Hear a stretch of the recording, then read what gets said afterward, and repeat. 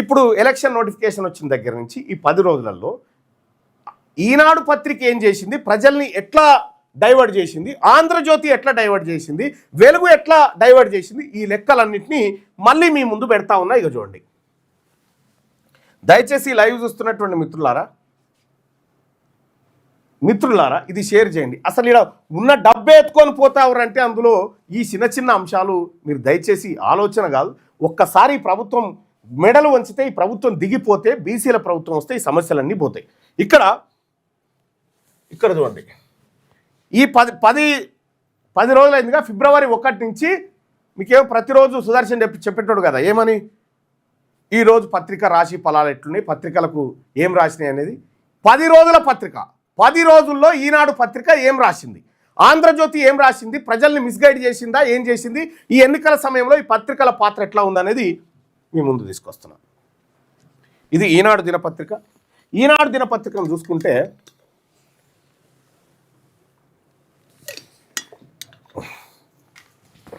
ఇక్కడ క్లియర్గా చూడండి, గడిచిన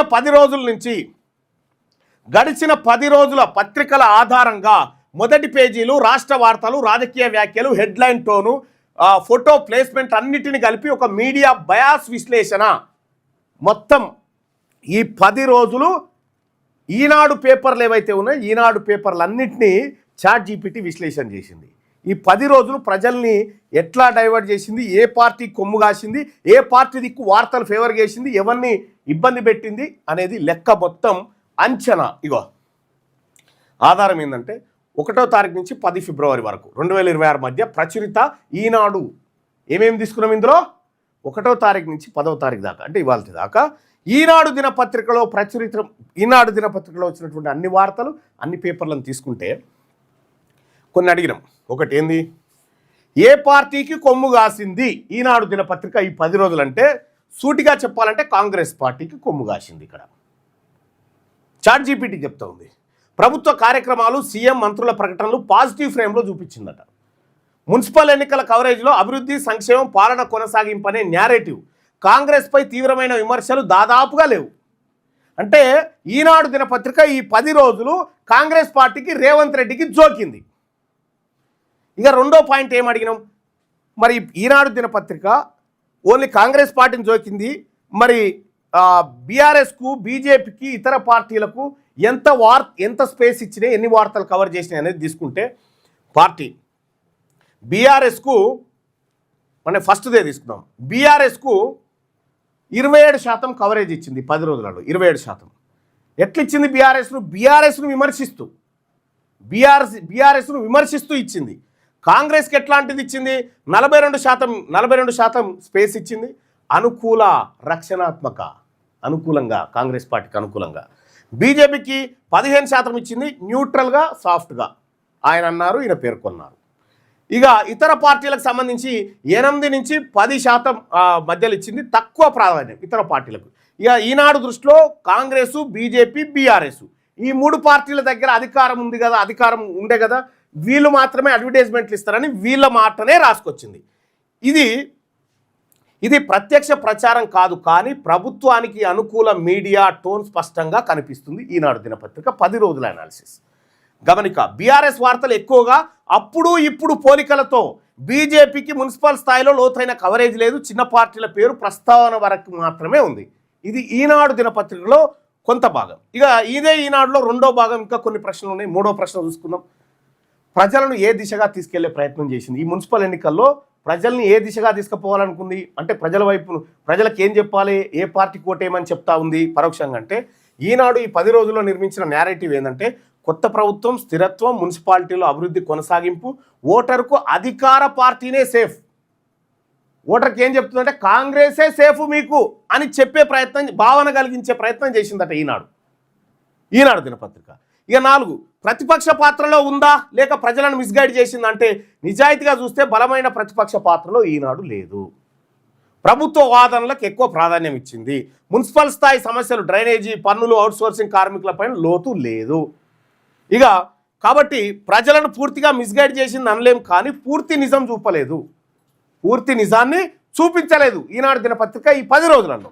ఇక దీనికి సంబంధించినటువంటి రేటింగ్స్ ఒకసారి చూస్తే ప్రజాకోణంలో మార్కులు ఎన్ని ఇస్తావు అని అంటే వార్తల విశ్వసనీయతలో 10 నుంచి 10 మార్కులకు 7 మార్కులు, అన్ని పార్టీలకు సమాన స్థానం ఇచ్చిందంటే అందులో పూర్తి స్థాయిలో లేదు, అందుకే 5 మార్కులే దక్కినాయి. మున్సిపల్ గ్రౌండ్ రిపోర్టింగ్ ఎట్లా ఉందంటే 10కి 6 మార్కులే దక్కినాయి. ప్రజా సమస్యల ప్రాధాన్యం 10కి 6 మార్కులు, ఎడిటోరియల్ బ్యాలెన్స్ 10కి 5 మార్కులు, మొత్తానికి 10 మార్కులకు 6 మార్కులు మాత్రమే సంపాదించింది ఈనాడు దినపత్రిక ఈ 10 రోజులలో. ఇక చాట్ జీపీటీ అంటే నేను చాట్ జీపీటీని కూడా అడిగిన, మరి ఈనాడు పత్రిక మీద నీ అభిప్రాయం ఏంది, నువ్వు కూడా చెప్పు అని చెప్పి ఆర్టిఫిషియల్ ఇంటెలిజెన్స్ని అడిగితే ఈనాడు స్టెబిలిటీ పేపర్, గొడవలు చూపదు, తీవ్రత తగ్గిస్తుంది, అధికారంలో ఉన్న వారికి అనుకూల వాతావరణం సృష్టిస్తుంది. ఇది బీఆర్ఎస్కు వ్యతిరేక పత్రిక, ఇది బీజేపీ పత్రిక కూడా కాదు, అధికార ప్రభుత్వానికి సహాయక మీడియా అనే ఇమేజ్ స్పష్టంగా ఉంది. చాట్ జీపీటీ చెప్పింది ఈ మాట. Chat GPT. ఆంధ్రజ్యోతి పరిస్థితి ఎట్లా ఉందో చూద్దాం. ఆంధ్రజ్యోతి పత్రిక ఈ 10 రోజులలో ఆంధ్రజ్యోతి పర్ఫార్మెన్స్ను కూడా మనం ఒకసారి చూడాలి. ఉందన్న ఆంధ్రజ్యోతి తర్వాత వెలుగు దినపత్రిక పరిస్థితి కూడా మనం ఇక్కడ చూద్దాం. రైట్, ఇది ఆంధ్రజ్యోతి దినపత్రికకు సంబంధించి సేమ్ 10 రోజుల పేపర్ ఆంధ్రజ్యోతికి ఇచ్చి చాట్ జీపీటీని మొత్తం విశ్లేషణ అడిగితే అదేం చెప్పిందంటే ఏ పార్టీ కొమ్ము కాసిందంటే స్పష్టమైనది బీఆర్ఎస్కు కొమ్ము కాసిందట. బీఆర్ఎస్కు ఈ మున్సిపల్ ఎన్నికల్లో బీఆర్ఎస్ పార్టీకి కొమ్ము కాసిందట ఆంధ్రజ్యోతి దినపత్రిక. బీఆర్ఎస్ పార్టీకి మున్సిపల్ ఎన్నికల కవరేజ్లో ప్రభుత్వ వైఫల్యాలు ఎక్కువగా కాంగ్రెస్ నిర్ణయాలపై అనుమానాలు వ్యక్తం చేసిందట. బీఆర్ఎస్ కాలం పాలనపై పోలికలు చేసిందట. అప్పట్లో బాగుండే కేసీఆర్ ఉన్నప్పుడు ఇప్పుడు బాగలేదని ఈ రకంగా, అంటే ఈ మున్సిపల్ ఎన్నికల్లో నాకు తెలిసి బీఆర్ఎస్ దగ్గర కొంత డబ్బు తీసుకొని ఉంటుంది, ఎందుకంటే దాని మీదనే నడుస్తూ ఉంటుంది. ఇది ప్రత్యక్ష ప్రచారం కాదు, కానీ ఎడిటోరియల్ టోన్ ద్వారా బీఆర్ఎస్కు అనుకూల వాతావరణం క్రియేట్ చేసిందట. బీఆర్ఎస్కు అనుకూల వాతావరణం క్రియేట్ చేసే ప్రయత్నం ఈనాడేమో కాంగ్రెస్కి అనుకూలంగా వాతావరణం క్రియేట్ చేసింది, ఆంధ్రజ్యోతి ఏమో బీఆర్ఎస్కి అనుకూలంగా. ఇక పార్టీ వారీగా స్పేస్ ఎంత ఇచ్చింది అని అంటే బీఆర్ఎస్కు 38% స్పేస్ ఇచ్చింది ఆంధ్రజ్యోతి. 38 బీఆర్ఎస్కు, కాంగ్రెస్కి వచ్చేసి 30% స్పేసు, బీజేపీకి 18%, ఇతర పార్టీలు అండ్ ఇండిపెండెంట్స్కు 7% స్పేస్ ఇచ్చిందట. ఇక బీఆర్ఎస్కి ఏమో అనుకూలమైన టోన్లో, కాంగ్రెస్కి ఏమో విమర్శనాత్మకంగా, బీజేపీకి న్యూట్రల్ అండ్ నెగటివ్, ఆ తర్వాత ఇతర పార్టీలకు ఉపేక్ష, ఏది లేదు. ఇది గమనిక ఏంటంటే కాంగ్రెస్ వార్తలు ఎక్కువగా నెగిటివ్ హెడ్లైన్ ప్రశ్నార్థక శీర్షికలతో వచ్చినాయి. బీజేపీ కవరేజ్ జాతీయ కోణంలో మాత్రమే, మున్సిపల్ లోతు లేదు, చిన్న పార్టీలు, ఫోటో ప్లేస్ ఒక పేరా వార్త వేసి వదిలేసిందట. ఇది ఆంధ్రజ్యోతిలో కథ. ఇక ఇదే ఆంధ్రజ్యోతిలో ఏముంది, మూడో ప్రశ్న, ప్రజలను ఏ దిశగా తీసుకెళ్లే ప్రయత్నం చేసింది. ఈ మున్సిపల్ ఎన్నికల్లో ప్రజల్ని ఎటువైపు తీసుకుపోవాలనుకుందంటే ఈ 10 రోజుల్లో ఆంధ్రజ్యోతి ప్రయత్నించిన నేరేటివ్ ఏంటంటే కాంగ్రెస్ ప్రభుత్వం అనుభవం లేదు, కాంగ్రెస్ ప్రభుత్వానికి మున్సిపల్ పాలనలో గందరగోళం ఉంది, ప్రత్యామ్నాయం ఏమిటి, ప్రత్యామ్నాయమని నేరుగా చెప్పకపోయినా బీఆర్ఎస్ పాలనతో పోలికలు వేసి ప్రజలను ఆ వైపు మళ్లించే ప్రయత్నం చేసింది, బీఆర్ఎస్ వైపు. ఇది సూక్ష్మ మార్గదర్శనం, సాఫ్ట్ ఒపీనియన్ ఇంజనీరింగ్ అనేటువంటి ఫార్ములాతో పోయిందట. అంటే బీఆర్ఎస్ గతంలో కేసీఆర్ ఉన్నప్పుడే బాగుండే మెల్లగా ప్రజల్ని అటువైపు తీసుకుపోవడానికి వార్తలు రాసుకొచ్చిందట. ప్రతిపక్ష పాత్ర పోషించిందా లేక మిస్గైడా అంటే మధ్యస్థ సమాధానం, ప్రతిపక్ష పాత్ర కాంగ్రెస్ ప్రభుత్వంపై ప్రశ్నలు వేసింది, పూర్తి ప్రజా ప్రయోజన పాత్ర కాదు. మున్సిపల్ సమస్యల లోతైన గ్రౌండ్ రిపోర్టింగ్ తక్కువ, పేద బీసీ ఎస్సీ కాలనీ ఎన్నికల సమస్యలు చాలా తక్కువ స్పేసు, కాబట్టి ప్రజలను పూర్తిగా మిస్గైడ్ చేసింది కాదు, కానీ ఎంచుకున్న కోణంలో మాత్రమే నిజాన్ని చూపించింది, అది ఎంచుకున్నట్టుగానే. దీనికి మార్కులు ఎట్లా ఇచ్చింది, ఇది ఒకసారి ప్రజాకోణంలో చూస్తే ఆంధ్రజ్యోతి దినపత్రికకు వార్తల వైవిధ్యంలో 10కి 6 మార్కులు, అన్ని పార్టీలకు సమాన స్పేస్ ఇచ్చిందంటే ఇవ్వలేదు, ఇందులో 10కి 4 మార్కులే, గ్రౌండ్ రిపోర్టింగ్లో 10కి 5 మార్కులే, ప్రజా సమస్యల ప్రాధాన్యం 10కి 5, ఎడిటోరియల్ నాణ్యత 10కి 5. మొత్తానికి ఎన్ని మార్కులు వచ్చినాయి ఈ 10 రోజులలో అంటే 10కి 5.5 మార్కులు మాత్రమే సంపాదించింది ఆంధ్రజ్యోతి. ఇది చాట్ జీపీటీ అభిప్రాయాన్ని అడిగినది. ఆంధ్రజ్యోతి గురించి నువ్వు ఏమనుకుంటున్నావు చాట్ జీపీటీ అని అడిగితే ఆంధ్రజ్యోతి ఒక యాక్టివ్ పొలిటికల్ పేపర్, ప్రజల పేపర్ కాదు, పొలిటికల్ పేపర్. అది వార్త చెప్పడమే కాదు, పాఠకుడు ఏం ఆలోచించాలో కూడా సూచించాలనుకుంటుంది. మీరు గట్లా ఆలోచించారు, మీరు బీఆర్ఎస్ దిక్కు ఆలోచించాలే అని చెప్పకనే చెప్తుందట. ఇది నేరుగా పార్టీ పత్రిక కాదు, కానీ న్యూట్రల్ పబ్లిక్ మీడియా కూడా కాదు, పొలిటికల్ ఎజెండా ఉన్న విశ్లేషణాత్మకమైన పత్రిక. పొలిటికల్ ఎజెండా ఉందట ఎవరికి, ఆంధ్రజ్యోతి పత్రికకు. రాధాకృష్ణారావుకు పొలిటికల్ ఎజెండా, లోపల వేరే ఎజెండా ఉందట, రాజకీయ ఎజెండా. దాంతో వార్తలు ఈ 10 రోజులు నడిపించిందట. ఇక ఈ పత్రిక సంగతి ఇట్లా ఉంటే వెలుగు దినపత్రిక గురించి ఒక్కసారి చూద్దాం.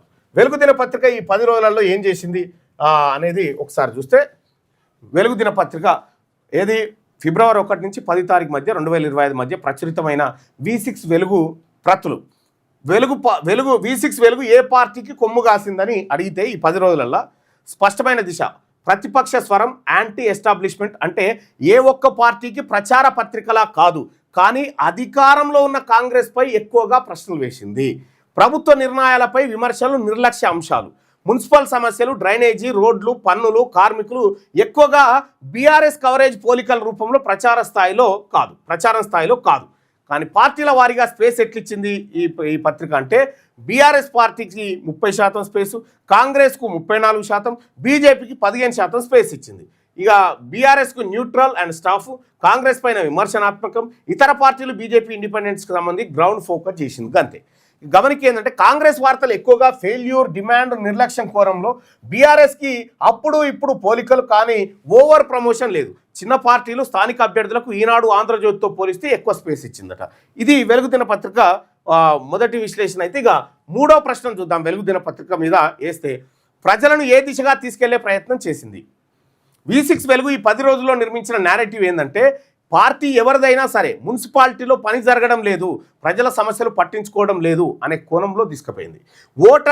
ఓటరును ఏ పార్టీ వైపు మళ్లించడం కన్నా అసంతృప్తి, ప్రశ్నించే మనస్తత్వం వైపు తీసుకెళ్లే ప్రయత్నం చేస్తూ ఉంది వెలుగు దినపత్రిక.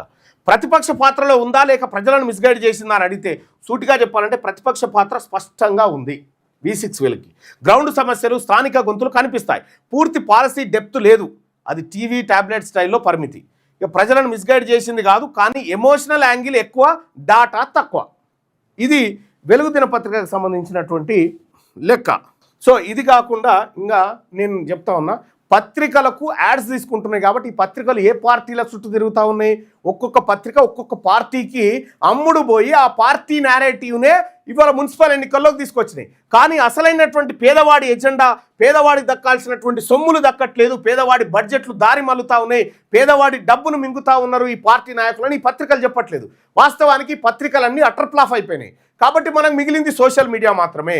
ప్రజలారా, మనకు మిగిలింది ఒక సోషల్ మీడియా మాత్రమే. దీనికోసమే ఈ సోషల్ మీడియాని మనం వాడాలి. ఇప్పుడు ఈ దొంగలకు, ఈ బడ్జెట్లు మింగినటువంటి దొంగలు కాంగ్రెస్, బీజేపీ, బీఆర్ఎస్ ముగ్గురు తోడు దొంగలే. ఈ ముగ్గురు ముఠా, ఈ ముగ్గురిని తీన్మార్ ఆడుకోవాల్సిందే మనము. అందుకోసమే వీళ్ళకు కాకుండా తెలంగాణ రాష్ట్రంలో పేద వర్గాల కోసం ఆలోచించి ఆ వర్గాల కోసం పుట్టినటువంటి పార్టీ తెలంగాణ రాజ్యాధికార పార్టీ. తెలంగాణ రాజ్యాధికార పార్టీ అభ్యర్థులకు కత్తెర గుర్తుకు ఓటు వేయమని మీ అందరినీ రిక్వెస్ట్ చేస్తా ఉన్నా. ఇది మన ఆత్మగౌరవం కోసం వచ్చిన పార్టీ. ఈ దొంగల ముఠాను తరిమి కొట్టే పార్టీ 2028లో ప్రజాప్రభుత్వాన్ని, బీసీ ప్రభుత్వాన్ని ఏర్పాటు చేయబోతున్నటువంటి పార్టీ. ఈ పార్టీని ఆశీర్వదించమని మీ అందరిని రిక్వెస్ట్ చేస్తా ఉన్నా. నేను కూడా మళ్ళన్న మున్సిపల్ ఎన్నికల్లో ఎజెండా లాగుల తొండలు కదా, మరి మీరేమో లెక్కలు చెప్తున్నారంటే నేను ఆ తొండల గురించి మాట్లాడమంటే ఇంకా పెద్దగా మాట్లాడగలుగుతా. కానీ ప్రజలకు కావాల్సింది తొండలు, చెప్పు దెబ్బలు కాదు. ప్రజలకు కావాల్సింది లెక్కలు, జవాబుదారితనం. ప్రజలకు కావాల్సింది అకౌంటబిలిటీ కావాలి. వీటిని తప్పించుకొని మోసం చేసినటువంటి రేవంత్ రెడ్డి 42% రిజర్వేషన్ నేను ఇయ్యా, ఏం బీక్కుట్రో పీక్కోపోరి అని చెప్పి బీసీల మీద సవాల్ వేసిండు కదా రేవంత్ రెడ్డి. బీసీ ప్రజలారా, రక్తం మసులుతలేదా? దొంగతనంగా ఈడబ్ల్యూఎస్ కోట అమలు చేసుకుంటూ ఉద్యోగాలన్నింటినీ రెడ్లకు వెలమల కట్టబెడుతున్నటువంటి ఈ దొంగలు ఏదైతే ఉన్నదో, నిరుద్యోగ సోదరులారా, మన గుండె తరక్కపోతలేదా? అడ్వకేట్ సోదరులారా, మీ సొమ్ము మింగలేదా ఈ దొంగలు? మహిళా సోదరిమణులారా, అంగన్వాడీ పైసలు, ఆఖరికి మన బిడ్డల నాప్కిన్, శానిటరీ ప్యాడ్ల కిట్ల పైసలు తిన్న దొంగలు గుర్తుకొస్తలేరా? వ్యవసాయదారులారా, మీ సొమ్మెత్తుకపోయింది కనిపించలేదా ఈ లెక్కలలో? విద్య, వైద్యం, ఉద్యోగస్తులను మోసం చేసిన లెక్కలు లేవా ఇందులో? లెక్కలు కదా మాట్లాడాల్సింది. అందుకోసమే లెక్కలు చెప్పినా. దయచేసి విఘ్నులైనటువంటి ప్రజలారా ఆలోచించండి. తెలంగాణ రాజ్యాధికార పార్టీ అభ్యర్థులు నీతిగా, నిజాయితీగా రైట్ టు రీకాల్ తీసుకురావడం కోసం ఎన్నికల మేనిఫెస్టోలో కూడా పెట్టడం జరిగింది. రైట్ టు రీకాల్, మీరు ఓటు వాపస్ తీసుకునేటువంటి హక్కును మేము ఇస్తాం. మేము మీకు పైసలు ఇవ్వకపోవచ్చు, కానీ మంచి జీవితాన్ని ఇవ్వడానికి వచ్చినాం. మంచి జీవితాన్ని మీకోసం, మీ పిల్లల కోసం ఇవ్వడానికి తెలంగాణ రాజ్యాధికార పార్టీ ఎన్నికల్లోకి వచ్చింది. దయచేసి ఈ పార్టీని ఆశీర్వదించమని కోరుతా ఉన్నా. ఇప్పుడు కాంగ్రెస్ పార్టీలో ఉన్న బీసీని గెలిపిస్తే గాంధీ భవన్కు జీతగాడవుతాడు.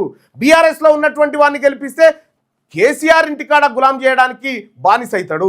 బీజేపీలో ఉన్నటువంటి వాడిని గెలిపిస్తే బీజేపీ భవన్ కాడ అడుక్క తినటువంటి జీతగాని లెక్క అవుతాడు. అదే తెలంగాణ రాజ్యాధికార పార్టీ అభ్యర్థిని గెలిపిస్తే మీ జీతగాడైతాడు, ప్రజల జీతగాడైతాడు, ప్రజలకు అకౌంటబుల్గా పనిచేస్తాడు, మీ కష్ట సుఖాలలో పాలు పంచుకుంటాడని చెప్పి తెలియజేస్తా ఉన్నా. ఇక రెండో విషయం చెప్తా ఉన్నా, చాలా అత్యంత కీలకమైంది. మీరు పోటీ చేస్తున్నటువంటి అభ్యర్థులు, తెలంగాణ రాజ్యాధికార పార్టీ అభ్యర్థులు కానీ ఇతర పార్టీల్లో పోటీ చేస్తున్నటువంటి బీసీ, ఎస్సీ, ఎస్టీ, మైనార్టీ ఈ అభ్యర్థులు జనరల్ స్థానాల్లో రెడ్లు మీకు ఓట్లేస్తారనుకుంటున్నావా? రెడ్లకు మాత్రమే ఓటేస్తారు. రెడ్లకు మాత్రమే ఓటేస్తారు. వెలమలు కూడా అప్పర్ క్యాస్ట్కే ఓటేస్తారు, దోపిడీ కులాలకి వేస్తారు, మనకు వెయ్యరు. నువ్వు కాళ్ళు పట్టుకో, ఏళ్ళు పట్టుకో, ఏమన్నా చేయి, వాళ్ళు మీకు వెయ్యరు ఓటు. కాబట్టి నేను చెప్తా ఉన్నా, తెలంగాణ రాజ్యాధికార పార్టీ సగర్వంగా చెప్తా ఉంది, నాకు రెడ్లు వెలమల ఓట్లు అక్కర్లేదు, గెట్అవుట్. నాకు నా జాతుల ఓట్లే చాలు. నా జాతుల ఓట్లే 195 ఉన్నాయి. నేను ధైర్యంగా చెప్తా ఉన్నా, రెడ్లు వెలమ రేపు పొద్దుగా మా ఓట్లతోనే మీరు గెలిచిరండి, మీ పిడికెడు ఓట్లు లేవులట పీసాడ, 103 ఓట్లు లేవు, మీ ఓట్లు మాకెందుకు రాబాయ్? మీరు కూడా చెప్పండి మా ఓట్లు వద్దని. రెడ్లు వెలమల ఓట్లు నాకు వద్దు. నా కత్తెర గుర్తు మీద మీ కన్ను కూడా పడవద్దు, మీ ఓటు కాదని చెప్పి తెలియజేస్తా ఉన్నా. నా ప్రజలు, నా బీసీలు, నా యాదవులు, నా ముదిరాజులు, నా పద్మశాలీలు, నా గౌడ్స్, మున్నూరు కాపులు, నా రజకులు, నాయ బ్రాహ్మణులు, విశ్వబ్రాహ్మణులు, మా సబ్బడ్డ కులాలు ఉన్నాయి కదా, మా ఓట్లు సరిపోతాయి.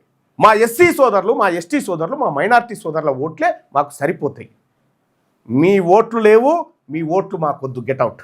ఇది తీన్మార్ మల్లన్న దమ్మున్న నాయకుడుగా చెప్తా ఉన్నా. ఎవడైనా ఒక పార్టీ నాయకుడు బీసీలను మోసం చేసిన కాంగ్రెస్ కానీ, లేకపోతే బీసీలకు అన్యాయం జరుగుతుంటే బీసీల సొమ్ము దొంగతనంగా తిని బలిసినటువంటి బీఆర్ఎస్ కానీ, వీళ్ళిద్దరికి తోడు దొంగగా, మూడో దొంగగా చేరిన భారతీయ జనతా పార్టీ కానీ ఈ మాట చెప్పురి. నేను చెప్తా ఉన్నా, రెడ్లు వెలమల ఓట్లు నాకొద్దు. ఓపెన్గా చెప్తా ఉన్నా, నేను నా జాతి ఓట్లతోనే వస్తా, నా జాతుల ఓట్లతోనే అధికారం వైపు వస్తా. రాసి పెట్టుకోండి.